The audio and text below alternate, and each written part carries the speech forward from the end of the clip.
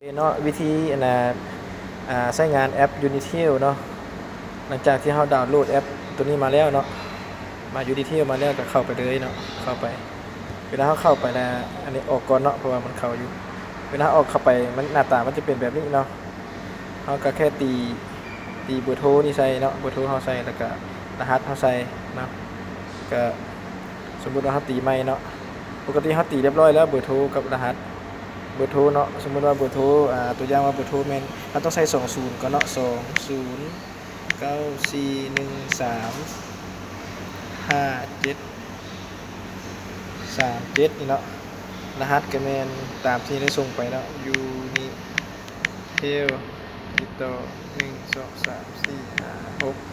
ปกติก็เข้าไปได้เลยเนาะเวลาเข้าไปเขาออกทางหน้ามันก็จะอันนี้ให้เนาะเขาจะเบิ่งว่าเดี๋ยวนี้เขามีเงินอยู่ 4,000 กีบเนาะ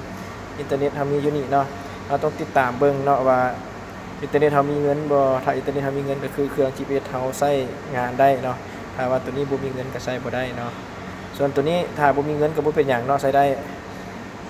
คือกันเนาะแต่ว่ามันจะบ่โทรหาเขาจะฟังเสียงบ่ได้เนาะฉะนั้นตัวนี้ก็ต้องมีเงินนำเนาะหลังจากเขามีเงินแล้วเนาะคันว่าเงินเบิดเขาจะเติมเงินเนาะเขาจะเติมเงินเขาก็เข้าตัวนี้เนาะเข้าตัวนี้กดเข้าไปเนาะแล้วก็ตีรหัสบัตรใส่เนาะรหัสบัตรเติมเงินใส่นี่เนาะตีแล้วก็กดเติมเงินเลยเนาะเข้าไปเลยเนาะตีเข้าไปคันบ่อยากตีเนาะคันบ่อยากตีก็สามารถเข้าบาร์โค้ดนี่ก็ได้เนาะเข้าบาร์โค้ดนี่แล้วมันก็จะสแกนเอาบัตรเติมเงินมาสแกนแบบนี้ใส่เนาะสแกนใส่มันจะมีบัตรเติมเงินอันนี้บ่แม่นเนาะตัวอย่างเนาะเวลาเราขูดบัตรเติมเงินขึ้นมาตึ๊บปึ๊บแล้วเราก็จะมากด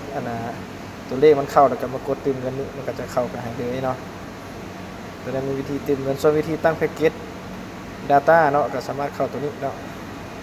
เข้าตัวนี้ก็มาเลือกเบิ่งว่าเฮามักตัวใดเนาะมันมีเลือกเบิ่งโดยปกติเฮาจะตั้งอยู่ที่ 10,000 กีบนี่ก็ได้เนาะ 10,000 กีบ30 วันแล้วกดลงทะเบียนไปเลยกดเลยเนาะกดเข้าไปลงทะเบียนเลยเนาะแล้วกดเลยเนาะแต่ว่าอยู่นี่เฮาบ่มีเงินเนาะเงินเฮาบ่ฮอดกดบ่ได้เนาะก็ถือว่าแล้วเนาะก็กดออกได้เนาะถ้าอยากออกก็ออกได้เนาะออกเลยกดบัตรหน้ามันหน้าเขาเข้ามามันก็จะมีอันนี้มันจะค้างไว้นี่เลยเนาะสามารถเข้าได้เลยเนาะเข้านี้ได้เลยลองง่ายๆเบิ่งตัวนี้สามารถเบิ่งเนาะโอเคเนาะเจ้าขอบใจ